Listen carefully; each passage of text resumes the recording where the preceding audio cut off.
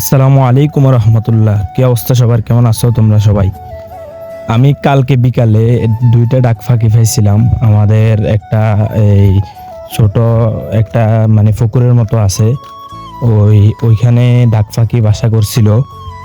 এই দুইটা ডাক ফাঁকি আমি কালকে পাইছিলাম। তো ওই দুইটা মারা যাবে, বৃষ্টি আসছিল, ওই কারণে আমি আর ছাড়ি নাই। আমি নিয়ে আসছি বাসায় বাসায় নিয়ে আসি, ইনকিউবেটারে দিছিলাম। ইনকিউবেটার থেকে আজকে সকালে নিয়ে এখন ছেড়ে দিব দোনোটাকে। কারণ দোনোটাকে অনেক কষ্ট করে খাওয়াতে হবে।